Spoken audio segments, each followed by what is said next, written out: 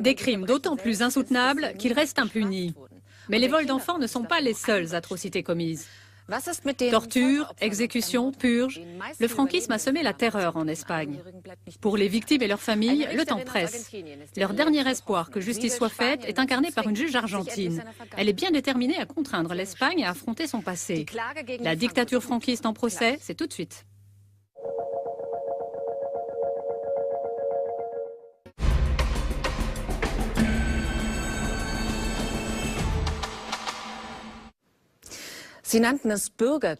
Les Espagnols l'ont appelé guerre civile. C'est plutôt d'une extermination de masse qu'il faudrait parler, celle qui a décimé le pays dès 1936.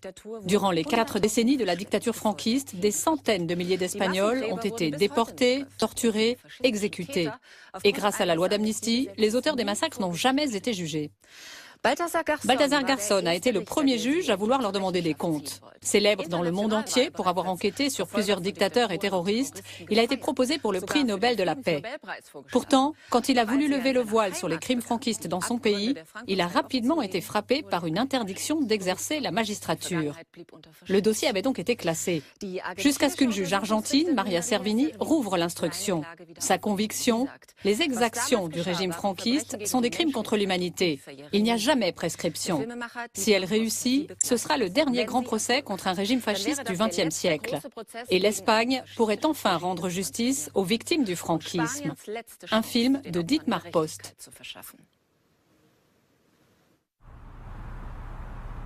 Ces images ont été prises en Espagne à l'été 2016.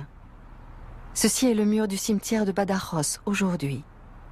Et voici une photo du même mur en août 1936. La Méditerranée est renommée pour sa beauté. En février 1937, entre Malaga et Almeria, des fascistes espagnols, italiens et allemands ont bombardé 150 000 réfugiés en exode. La Puerta del Sol, dans le centre de Madrid. Derrière ces portes, des centaines, voire des milliers de personnes ont été torturées. Ce cimetière de Malaga abrite les corps de 4 500 personnes, pour la plupart non identifiées, toutes brutalement assassinées parce qu'elles défendaient la Seconde République. C'est dans ce palais qu'a vécu de 1940 à sa mort en 1975 Francisco Franco, l'un des principaux responsables de la terreur.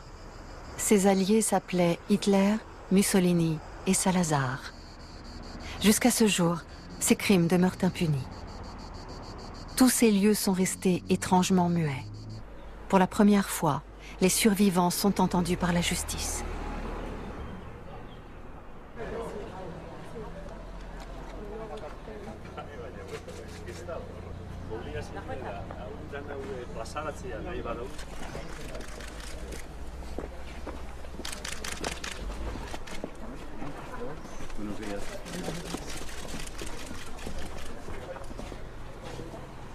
Elisa, Ana Messuti. Encantada. Encantada de conocerla. Eta Máximo Castro. Bera, Argentinatik etorri da zuzenean zuekin egotea. Te estoy diciendo que has venido directamente de Argentina para estar con ellos. Para darle una mano.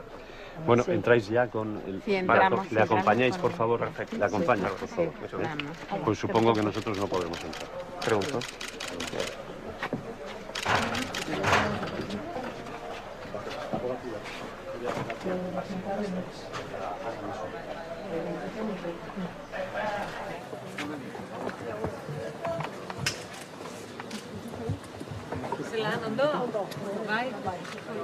Lo único que me han preguntado es por qué me llevaron a Zamora, cuáles han sido los delitos que he cometido para que me llevaran a Zamora y cuántos tiempos hemos estado ya, más o menos. Y al recordar todo aquello, ¿qué ha sentido? Y hacerlo, declarar delante de una jueza, ¿qué ha sentido Una usted? alegría tremenda, porque por lo menos hay posibilidad, no llegaremos a Nuremberg, pero por lo menos hay una posibilidad de que se haga lo que hicieron con los nazis y hagan aquí con los franquistas.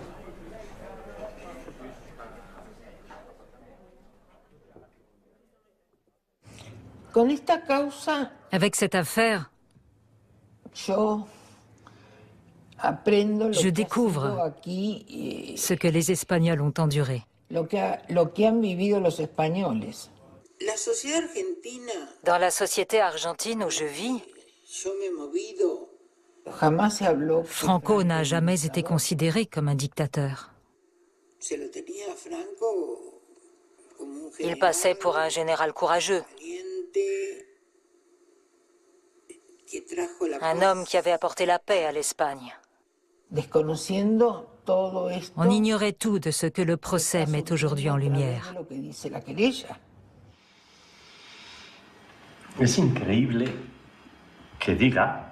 C'est incroyable qu'elle dise, et elle le dit parce que c'est vrai, qu'en Argentine, Franco était considéré comme un général courageux qui avait apporté la paix. C'est un peu pareil en Europe. Certains pays et gouvernements ont apparemment une vision très éloignée de la réalité.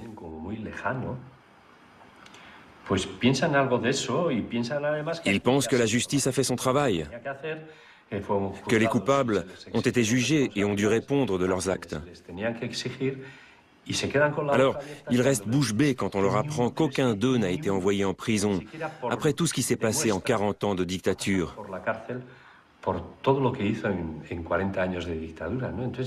Donc ce n'est pas réglé. Bien sûr que non. Quand on leur dit que des centaines de milliers de personnes sont inhumées on ne sait où, ils ne le croient pas. Après le Cambodge, l'Espagne est le pays où il y a le plus grand nombre de personnes enterrées dans des fosses communes. Mais on ne veut pas le croire.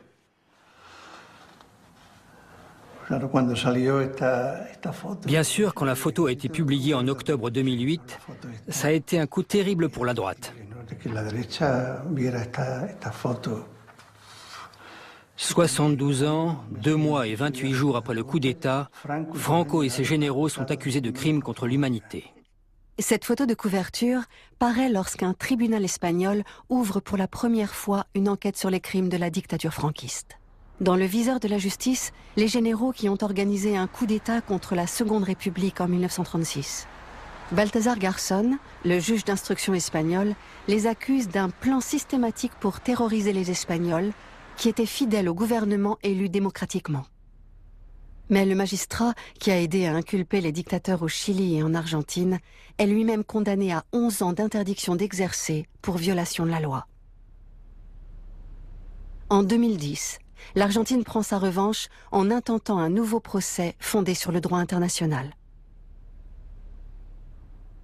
Nos pusimos a trabajar en la querella que se apoya mucho. Il faut reconnaître que notre plainte s'appuie fortement sur celle du juge Garzón.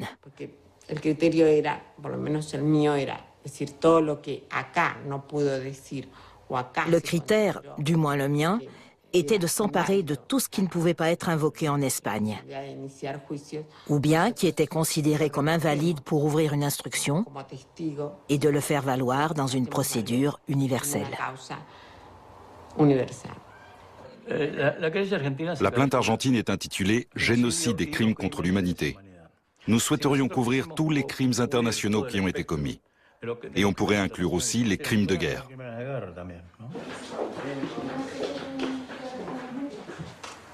De lo que estamos hablando es que una de las características específicas del caso andaluz es el genocidio brutal que hizo aquí el franquismo. Ese libro que está calentito, salido del horno, como si dijéramos, ¿no? De hecho es un adelanto de la edición. La Victoria Sangrienta, yo creo que permite entender perfectamente de lo que estamos hablando, ¿no? De miles y miles de asesinatos, de un genocidio y de una catástrofe humanitaria, ¿no? Como dice el autor. Hay que superar esa etapa desde el reconocimiento de la verdad y desde el reconocimiento de la dignidad de las víctimas. La doctora nos explicaba a la mañana, ¿no es cierto?, estaba sorprendida que tanta opresión hizo que las propias víctimas callaran tanto tiempo, ¿no es cierto? Entonces eso evidentemente conspira que el mismo damnificado o la familia extensiva guarden en silencio y de eso no se habla, y recién después de tantos años están aflorando, ¿no? El miedo de hablar, eso es lo que llama la atención. Y hablan las víctimas y al hablar después empiezan a llorar, ya sea por teleconferencia, personalmente en la Argentina, aquí nos pasó ayer con el señor que tomamos. O sea, hay algo adentro que se ve que llevan años y años que no se lo han podido sacar. Bueno, muchísimas gracias. Gracias a vosotros, de verdad. Y por toda la atención. María, él es un señor mayor también de Marchena que tiene a sus dos padres asesinados. Quería saludarla simplemente. Mucho gusto. Él tiene muchas ganas de las videoconferencias, de participar en Madrid en las videoconferencias. Su nombre está en el listado que hemos enviado. Y nada, él está... He podido recopilar y la denuncia, en fin, todo. A ver lo que... Se quedó sin padre muy pequeño. Se nos acaba la vida, hija. Antes del fin de año le tomamos declaración. Quédese tranquilo. Tiene muchas ganas, No le digo inmediato porque tenemos que mandar exhorto y toda una serie de trámites que hay que hacer. Pero sí le prometo que antes del fin de año usted se sienta... Mucho lo que quedamos desamparados. Bueno.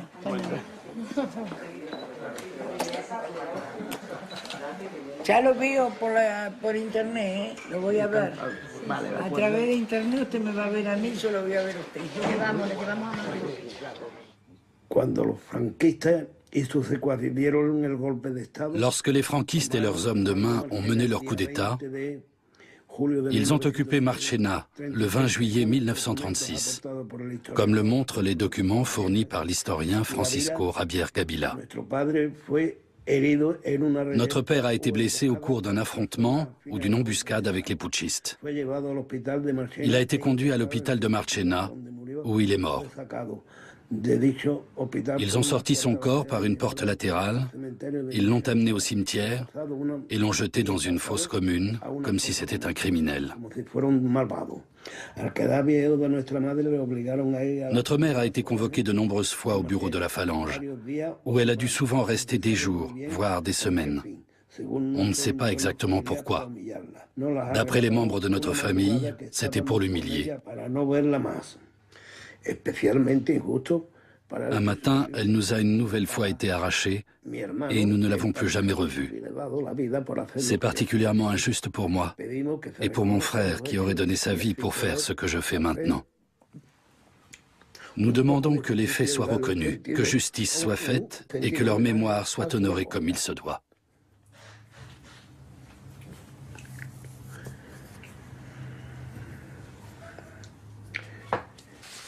Là, ce sont eux.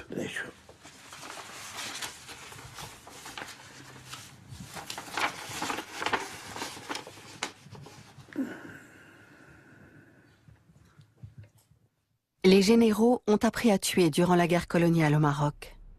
L'écrivain Arturo Barea décrit le Maroc du début du XXe siècle comme un champ de bataille, un bordel et une taverne immense. En juillet 1936, le coup d'État militaire échoue. Les putschistes demandent de l'aide à l'Italie et à l'Allemagne. S'ensuit le premier pont aérien de l'histoire. 13 000 mercenaires sont transférés du Maroc en Espagne. 4 500 d'entre eux marchent vers Badajoz. Le général Yagüe leur donne carte blanche. Les bombardiers de Franco sèment la terreur dans la population. Mais le pire est à venir. Les troupes de Yagüe pillent et violent. Des victimes ont leurs seins et leurs parties génitales coupées. Des centaines de prisonniers sont massacrés à la mitrailleuse dans une arène. Ceux qui fuient sont refoulés à la frontière portugaise. Quelques jours plus tard, Yagüe déclare à un journaliste « Bien sûr que nous les avons tués. Qu'est-ce que vous croyez? Que j'allais emmener avec moi 4000 prisonniers rouges? Ou bien j'aurais dû les laisser libres pour que Badajoz redevienne rouge ?»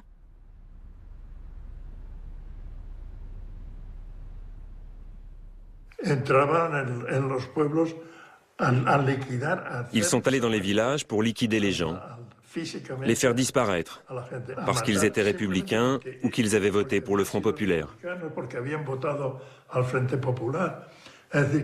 Les mettre en prison ne leur suffisait pas.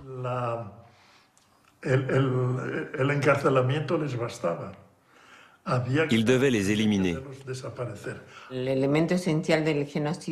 L'élément essentiel d'un génocide est que le groupe de persécuteurs décide quel va être le groupe à persécuter. Quelles vont être les victimes? Nous en avons un exemple dans le cas du Rwanda. Et qui a désigné les victimes du franquisme? Le franquisme lui-même. Ce qui s'est passé en 1936, il a fallu le cacher et le faire oublier. Et ils ont masqué les faits par le biais de la guerre civile. La guerre civile a été terrible. Des frères se sont entretués. Des familles entières ont été emportées. La guerre civile, la guerre civile. Eh bien non, ce n'était pas la guerre civile. D'abord, pendant une phase de quelques mois, il n'y avait pas encore de guerre civile. La réalité, c'est qu'ils ont coupé des têtes. Ils ont appelé ça le nettoyage social. Et ils l'ont fait sans pitié. Ils ont détruit des vies. Ils ont anéanti une classe sociale. Ils n'ont pas seulement mis fin à la République et à ce qu'elle représentait. Ils voulaient qu'il ne reste plus rien de la République. Le coup d'État est un long processus qui commence le 17 juillet 1936 et se termine le 7 novembre à Madrid. C'est là que le coup d'État tourne court. Et lorsque la prise de Madrid échoue, ils doivent changer leur plan. Les nazis et les Italiens entrent alors en jeu. Ils disent à Franco quelles sont ses possibilités, ce qu'il peut faire. Il s'agit d'une aide ouverte et d'une reconnaissance de la figure de Franco. Ensuite, la situation évolue clairement vers une guerre conventionnelle, avec deux camps distincts et des fronts bien définis. Jusqu'ici, l'Allemagne n'a pas envoyé officiellement de troupes, mais elle a soutenu en secret Franco. À présent, elle mobilise la Légion Condor, une force aérienne composée de volontaires. Voici des extraits de films commandés par les nazis. Au procès de Nuremberg, Hermann Göring déclare « J'envoyais là-bas une grande partie de ma flotte de transport et d'importantes quantités d'avions de chasse, de bombardiers et de canons antiaériens. De cette manière, j'eus l'occasion de m'assurer, dans des conditions de combat réelles, que le matériel était à la hauteur de sa tâche. Afin que le personnel pût lui aussi acquérir une certaine expérience, je veillais à ce qu'il s'établisse un courant continuel entre les deux pays, c'est-à-dire que de nouveaux hommes fussent sans cesse envoyés là-bas et les autres rappelés. » À Nuremberg, les crimes commis en Espagne ne sont pas jugés. Madrid est la première grande ville livrée aux bombardements italiens et allemands. Les Madrilènes se défendent. L'Union soviétique leur a envoyé un petit contingent de conseillers et d'armes. De plus, les brigades internationales interviennent. Il s'agit d'un groupement d'antifascistes de plus de 50 pays. Franco semble vouloir une guerre lente pour poursuivre les nettoyages. Au printemps 1937, le général Mola tente d'occuper le Pays basque. Le bombardement de Guernica a eu lieu le 26 avril 1937. Je m'en souviens bien. Mon père labourait la terre pour semer le maïs. Nous possédons un terrain pas très loin d'ici. Lorsque les avions sont arrivés, j'ai eu l'impression qu'ils venaient de l'île d'Isaro, de la mer.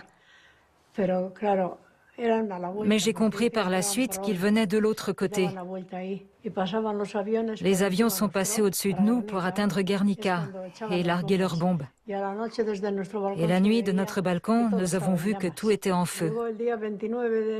Le 29 juin, mon père est allé à la messe.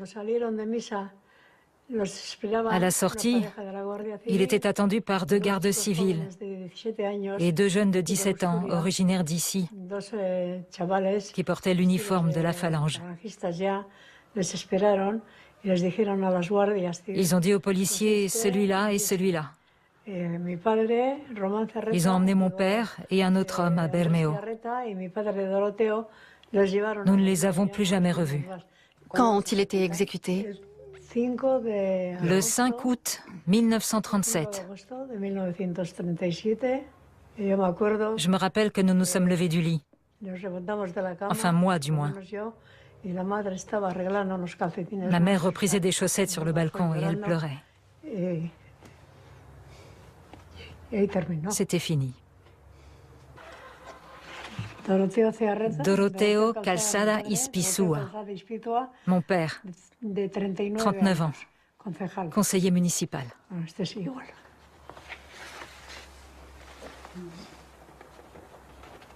Le contexte est fondamental dans le cas de crimes contre l'humanité, un contexte de répression.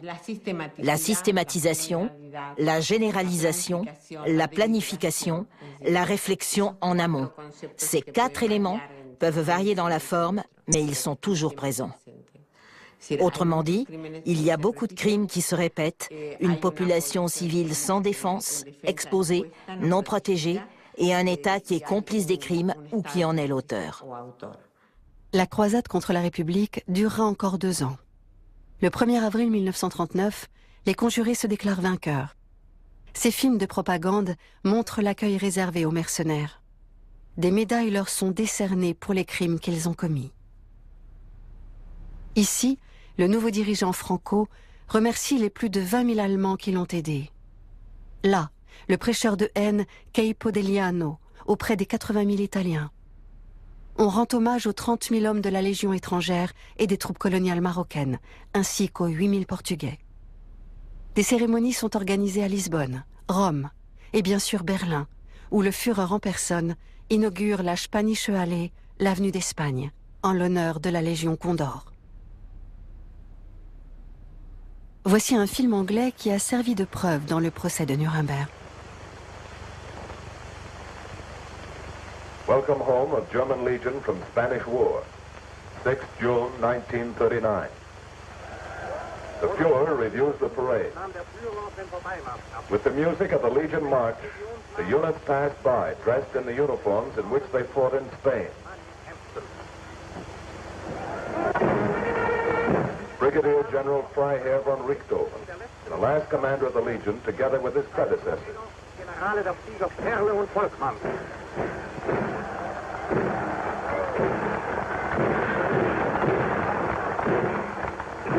The colors of the Legion Condor, which were presented by Generalissimo Franco.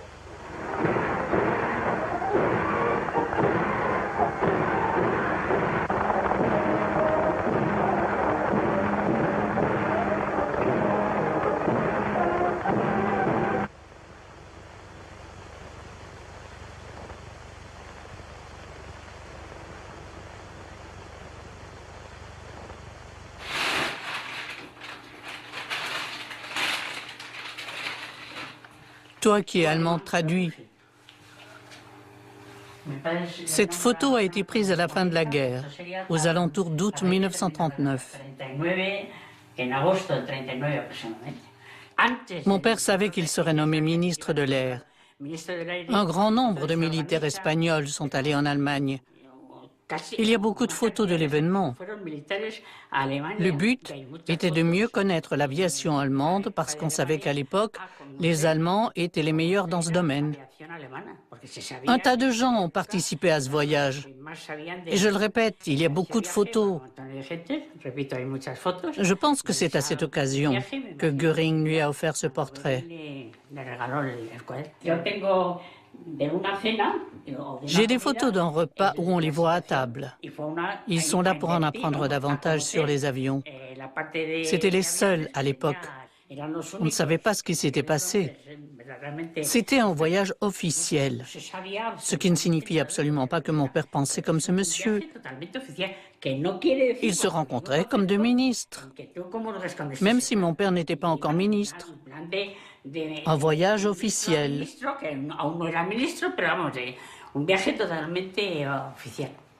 Avoir une photo du Göring, ça ne me regarde pas. Et mon père non plus. C'est une pièce historique.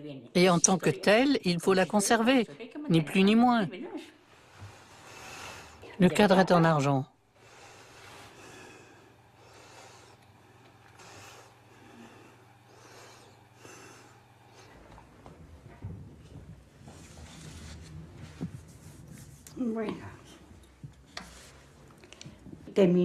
La guerre était finie. Franco a dit que tous ceux qui n'avaient pas de sang sur les mains pouvaient rentrer chez eux. 4 jours plus tard, ils sont venus chercher mon père pour le mettre en prison. Le pauvre homme n'a pu faire ses adieux à personne. Il a dû garder les mains en l'air. Il dormait encore quand ils l'ont emmené. Nous ne l'avons plus jamais revu. Ils l'ont transféré dans une autre prison pour l'exécuter. Ma mère, la pauvre, est restée seule avec 7 enfants. La nuit, je me réveillais en me demandant s'il l'avait enterré avec la tête tournée vers le haut ou vers le bas. Maintenant, si on a de la chance, on verra peut-être un os ou des cendres. Parce qu'on voulait l'enterrer comme tout le monde. Un enterrement digne. Il y a des gens qui disent « Ils sont enterrés dans tel ou tel chemin. Au numéro 16, c'est mon père. »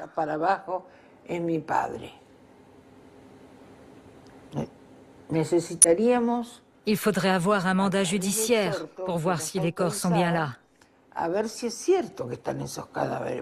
Pour vérifier.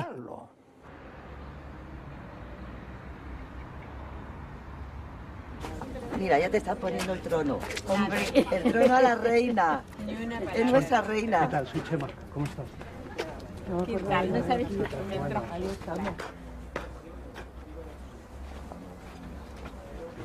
Madre mía, pobrecita. ¿Qué piensas? Atención. Que pienso que el tiempo aquí que han estado los pobres, toda la vida aquí bajo tierra metidos. ¿Te ha acertado? Sí, vale. La particularidad de l'exhumation au cimetière de Guadalajara a ceci de particulier qu'elle relève de la justice internationale. Pour la première fois, l'Espagne est contrainte d'exhumer la dépouille d'une personne. Les échantillons d'ADN ont été envoyés en Argentine. Nous attendons les résultats des analyses pour savoir lequel est le corps de Timoteo Mendieta. Comme souvent dans les cimetières et dans d'autres endroits, ces fosses n'ont pas vu le jour pendant la guerre. Elles sont nées de la répression franquiste après la guerre. Il s'agit de personnes qui ont été assassinées parce qu'elles étaient contre le régime ou qu'elles le combattaient. Entre 1939 et 1949, des dizaines de milliers de personnes sont exécutées. L'état de guerre est maintenu jusqu'en 1948. La guérilla antifranquiste résiste jusque dans les années 1950. En 1939, la loi sur les responsabilités politiques est adoptée. Toute résistance contre le coup d'État et le mouvement national est considérée comme un crime passible de la peine de mort. Des centaines de prisons sortent de terre. 185 camps de concentration sont créés. Les détenus doivent être purifiés moralement en rachetant leur peine par le travail. Le psychiatre Vallejo Nájera fournit la justification médicale. En 1938, il commence ses expériences sur des membres des brigades internationales et plus tard sur des femmes républicaines. Il cherche à isoler le gène rouge, car le marxisme est à ses yeux une maladie mentale. La race espagnole ne peut être sauvée qu'en retirant leurs enfants aux femmes rouges. L'Église catholique apporte plus que volontiers son aide. Lors des derniers jours de la guerre, beaucoup de républicains tentent d'échapper aux persécutions en s'enfuyant en France. Ma mère et ma famille ont fui fin 1938, début 1939. Et ils sont partis à pied. D'après les historiens, il y a eu 15 000 morts durant cette retraite. Ils ont été mitraillés par des avions italiens et allemands. Sur les derniers kilomètres, il y avait des masses de gens, plus d'un demi-million.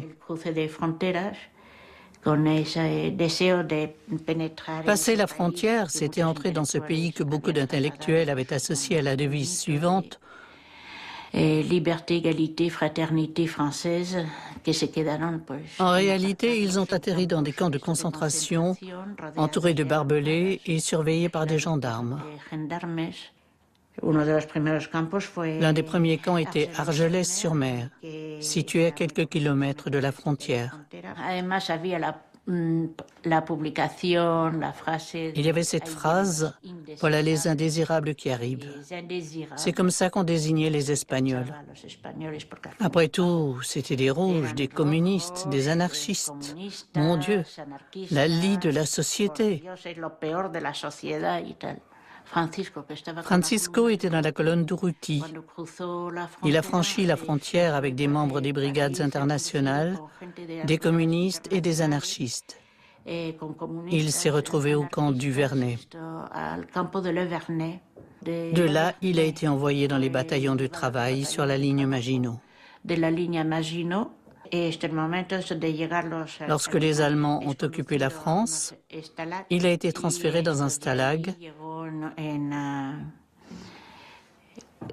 puis, fin avril 1941, il a été déporté vers Mauthausen avec le convoi 469. There is no doubt that Mauthausen was the basis for long-term planning. It was constructed as a gigantic stone fortress on top of a mountain flanked by small barracks. It was conducted with the sole purpose in mind of exterminating any so-called prisoner who entered within its walls. Voici le premier ordre où apparaît explicitement la destination de ceux qu'on appelait les combattants de l'Espagne rouge.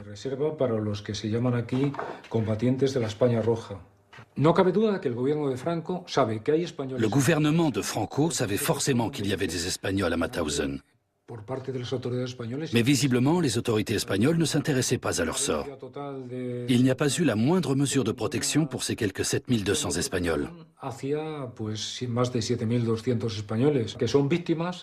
Ils ont été victimes du régime, si je puis dire, qui régnait à Mauthausen et à Gusen. C'est ce qu'ils appelaient l'extermination par le travail. Résultat, 2 tiers des Espagnols sont morts là-bas. Fin janvier 1941, Bosch arrive à Mauthausen par le plus grand convoi d'Espagnols. Il se trouve parmi 1500 compatriotes. Il arrive à Mauthausen et commence à travailler. Il développe des photos. Quel genre de photos ? Il travaille au laboratoire, et sans doute uniquement au laboratoire. Les photos étaient prises par les SS. We have no accurate estimate of how many persons died in these concentration camps, and perhaps none can ever be made. But as the evidence already introduced before this tribunal indicates, the Nazi conspirators were generally meticulous record keepers. But the records which they kept about concentration camps appear to have been quite incomplete. Comment parvient-on à développer des photos et à les présenter plus tard dans un procès si important? En les cachant. Et comment les cache-t-on? Comment s'organise-t-on? À vrai dire, nous n'avons pas beaucoup de témoignages directs qui pourraient nous dire qui les a cachés et comment. Bosch meurt en 1951 et il s'est très peu exprimé là-dessus. À Nuremberg, il montre ses photos en expliquant que c'est lui qui les a développées et dans quelles circonstances elles ont vu le jour. Les SS ont documenté les visites de leurs officiers de haut rang et d'autres grands dirigeants nazis de la région.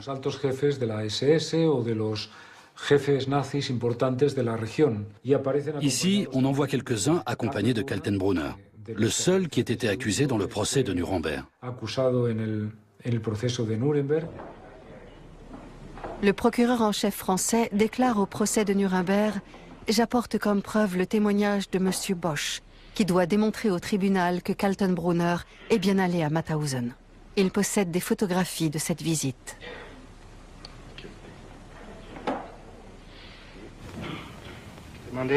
Reconnaissez-vous parmi les accusés quelques-uns des visiteurs du camp de Mauthausen que vous avez vus lorsque vous y étiez interné? Sperr.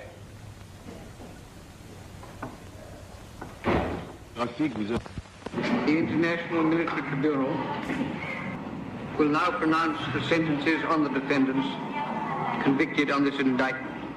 Ernst Kaltenbrunner, death by hanging. Albert Speer, 20 years imprisonment. Hermann Göring, death by hanging.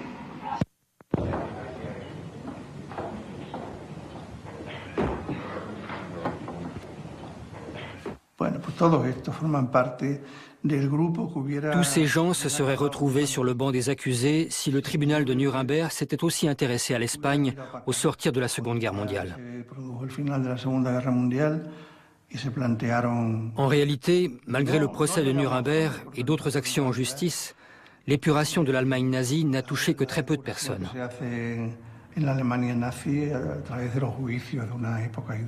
En Italie, le processus est allé encore moins loin. Mais ici, en Espagne, les coupables n'ont pas été inquiétés du tout. Il ne s'est rien passé. Ils sont tous morts tranquillement. Ce monsieur a pu dire tout ce qu'il voulait. Il a pu inciter à commettre ces crimes terribles sans qu'il lui arrive quoi que ce soit puisqu'il est mort. Dans ce cas précis, notre combat contre l'impunité est un échec.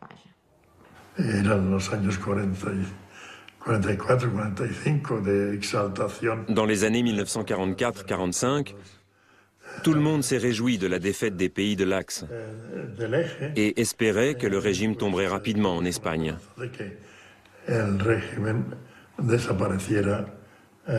C'est ce qui aurait dû arriver après la déclaration de Potsdam et d'autres résolutions des Nations Unies.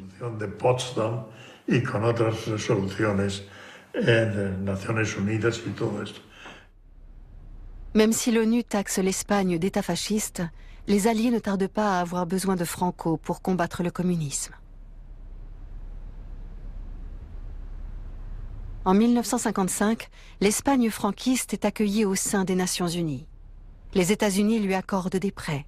En échange, ils installent des bases militaires dans la péninsule. Eisenhower, lors d'une visite officielle en 1959. Dans les années 1960, l'Espagne connaît un essor économique, mais les problèmes structurels persistent.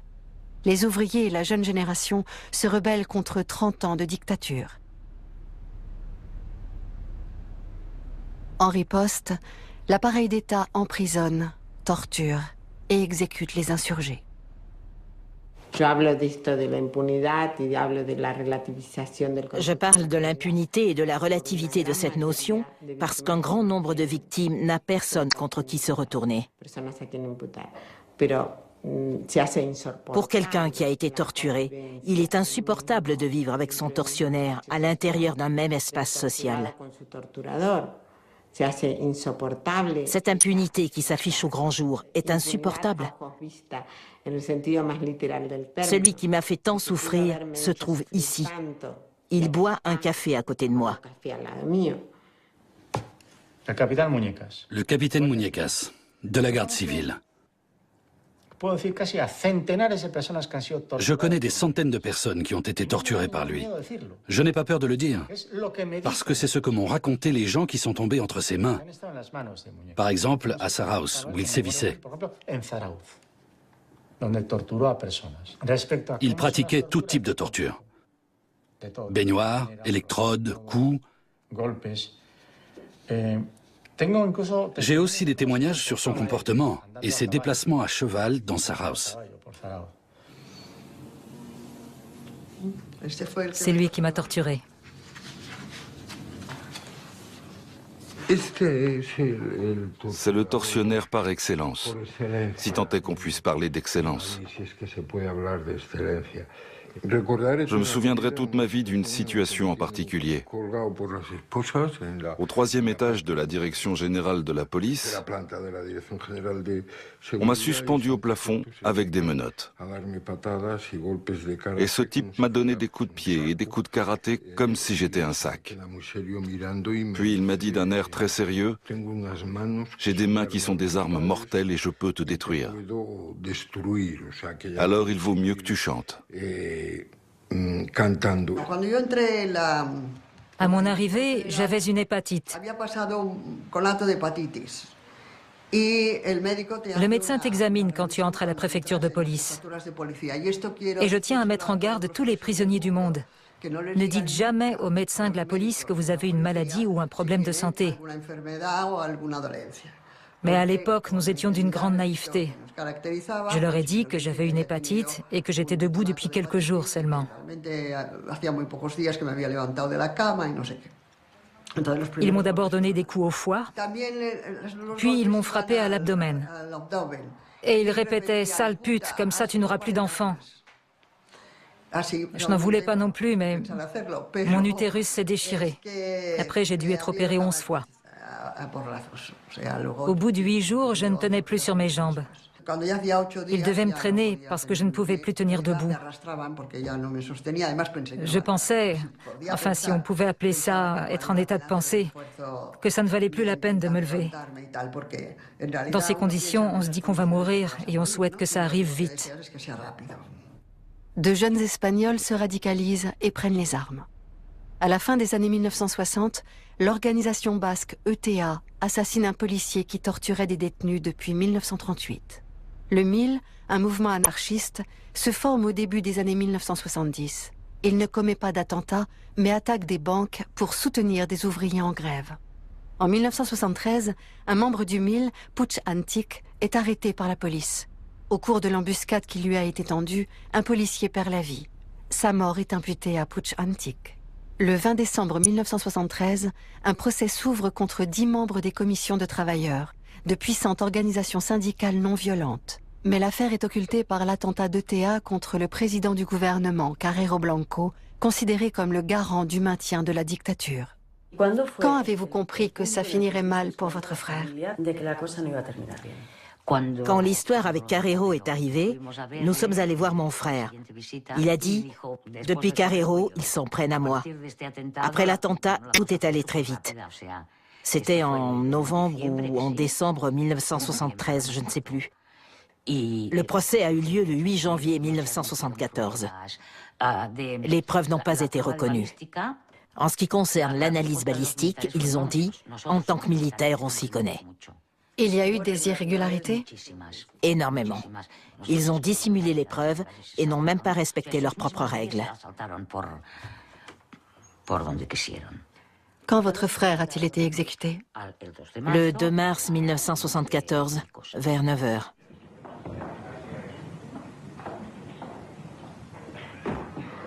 Il y a plusieurs inculpés dans l'affaire de votre frère. Oui, les anciens ministres qui sont encore en vie. On pourrait croire qu'ils sont tous morts. Non, il y a plusieurs ex-ministres toujours en vie. José Utrera Molina, né en 1926. Phalangiste depuis ses 9 ans, il devient chef adjoint du mouvement national à Malaga en 1949. Secrétaire adjoint du ministre du Travail de 69 à 73, ministre du Logement en 73 et ministre secrétaire général du mouvement national de 74 à 75, nommé chevalier d'honneur de la Fondation Francisco Franco, aux côtés du petit-fils du dictateur chilien Augusto Pinochet. Le 31 octobre 2014, Maria Servini émet un mandat d'arrêt international contre lui et 18 autres hauts responsables de la dictature franquiste et demande leur extradition pour les entendre.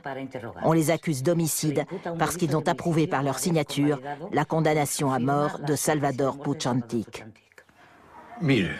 Écoutez, je peux vous dire que si vous venez me poser des questions à ce sujet, on arrête tout. Pour une bonne raison. C'est une vaste fumisterie organisée par l'extrême gauche et soutenue par des gens comme Garzón pour assombrir une période de l'histoire espagnole à laquelle j'ai participé.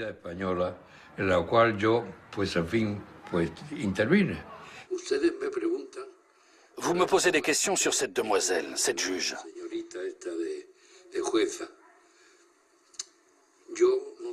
Je n'ai rien à voir avec ça. Je n'ai jamais rien signé. Expliquez-nous comment ça se passait quand un arrêt de mort était prononcé. Voilà comment ça se passait. Le chef de l'État signait l'arrêt de mort. Et les membres du Conseil des ministres faisaient éventuellement des propositions. Je n'ai jamais rien su de tout ça et je n'ai jamais rien signé. Si j'avais signé, je le dirais parce que j'ai le sens du devoir. Ce n'était pas Franco qui signait les arrêts de mort. C'était un juge, un tribunal qui s'en chargeait. En cas de recours, la décision était confirmée par la Cour suprême. Franco et le Conseil des ministres avaient le pouvoir de gracier un condamné ou de le faire exécuter. C'est pourquoi nous les accusons de les avoir fait exécuter. Mais lui dit que Franco était le seul à pouvoir gracier. Non, ce n'est pas vrai. Sinon, le Conseil des ministres aurait eu un rôle inexistant. Franco signait l'accord. Et eux aussi. L'accord signifiait « faites-le ». De quoi peut-on l'accuser si ce qu'il a fait était légal à l'époque? La légalité n'agissait pas légalement. Il a une part de responsabilité, c'est indéniable.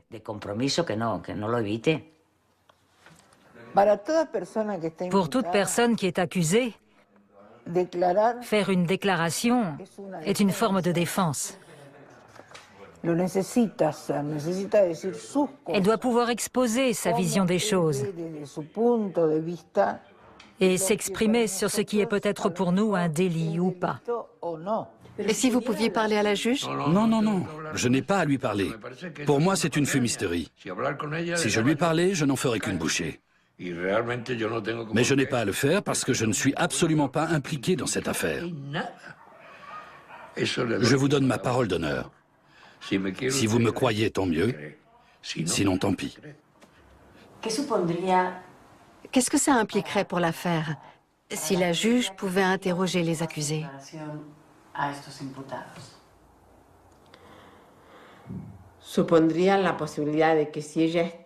Si la juge estime que les chefs d'accusation dont ils font l'objet sont suffisamment fondés, elle transformera la plainte en procédure orale. Les entendre ne dépend pas de moi. Ça relève des autorités et de la justice de mon pays et des autorités et de la justice espagnole. S'il y avait un procès, il serait sur le banc des accusés et vous seriez dans la même salle qu'eux. On verra bien quand on en arrivera là. Dans un procès, nous sommes tous pareils. Protégés par une salle de tribunal où la loi s'exerce, où nous avons les mêmes droits.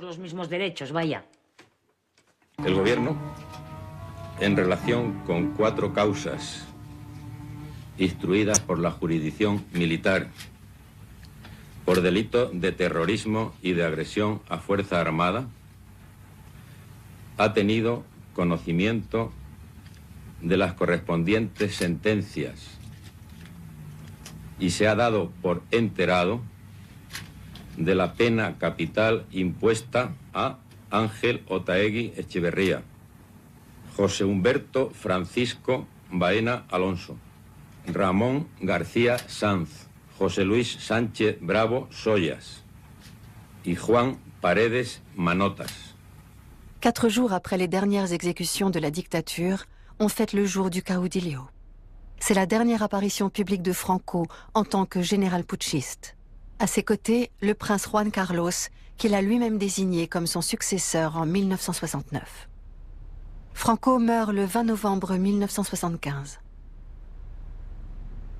Le passage de la dictature à la démocratie est difficile.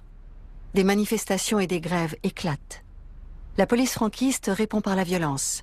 Des attentats de groupuscules d'extrême gauche et d'extrême droite font planer le spectre d'une nouvelle guerre. C'est sous la pression de manifestations pacifistes que le processus de démocratisation s'impose. Pour fonder une monarchie démocratique, les forces libérales issues du système franquiste se mettent d'accord avec l'opposition, jusque-là interdite.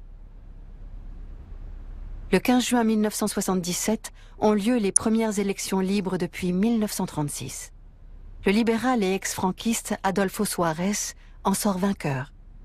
L'opposition exige 3 conditions pour une véritable démocratie: unité, autonomie et amnistie pour les prisonniers politiques.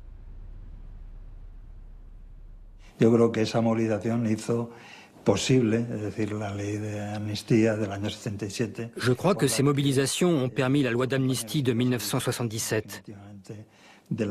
Voilà comment mes camarades et moi avons été libérés de prison en novembre 1977. C'est une revendication pour laquelle beaucoup de gens sont morts.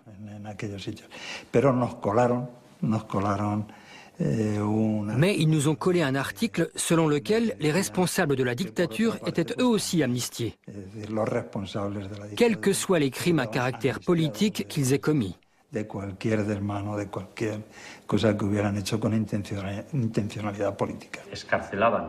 Ils ont libéré 200 à 300 détenus. En échange, selon l'article 2 de la loi d'amnistie, paragraphes E et F, ils ont amnistié 40 ans de dictature et 3 ans de coup d'État militaire qui ont abouti à une guerre avec des centaines de milliers de morts. Aujourd'hui, près de 40 ans après cette loi d'amnistie, ils se rendent compte que tout ça n'était malheureusement qu'un mensonge. Ce n'était franchement pas une transition exemplaire de la dictature à la démocratie. Cette transition a été longue et incomplète, comme le montre l'une des tentatives de coup d'État des années 1980. Sous la direction du lieutenant-colonel Antonio Tejero, les conjurés occupent le Congrès espagnol le 23 février 1981. Parmi eux, Jesús Muñecas.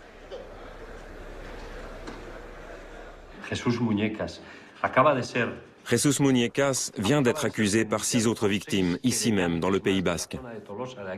En 1976, il était le chef de la garde civile de Tolosa et il faisait ce qu'il voulait.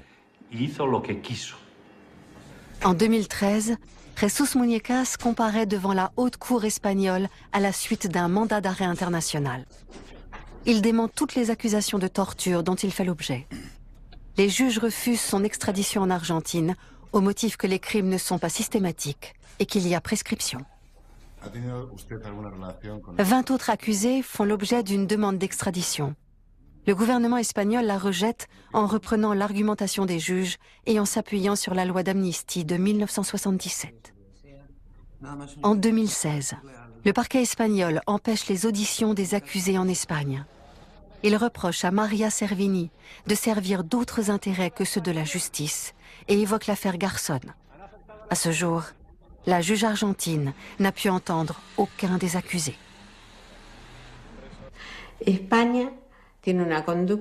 L'Espagne a un comportement autiste, au sens psychologique du terme, vis-à-vis du droit pénal international et des droits de l'homme.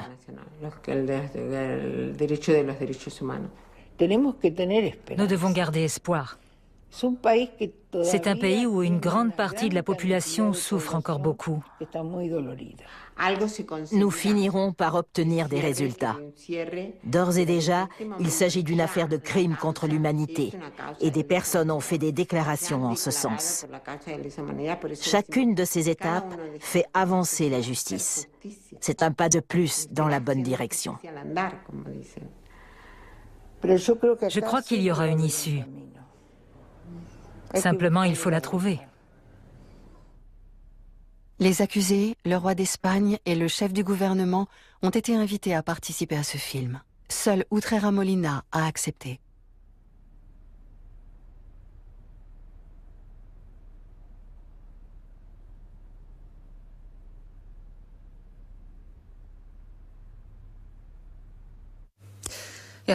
Voilà, c'était la dictature franquiste en procès. L'Espagne hantée par les fantômes de son passé. Vous pourrez revoir tous les films de ce soir sur arte.tv. Et mardi prochain, dans Théma, 2 scandales dont les victimes sont trop vulnérables pour se défendre. Les enfants. Les scandales pédophiles au cœur de l'Église catholique ont-ils fait changer les choses? Et comment mieux protéger les enfants? Au cœur de l'Europe, des réseaux criminels s'en mettent plein les poches grâce à un trafic illicite d'enfants. Un business aussi juteux que les armes et la drogue. Enquête sur une réalité glaçante, à ne pas manquer. D'ici là, portez-vous bien.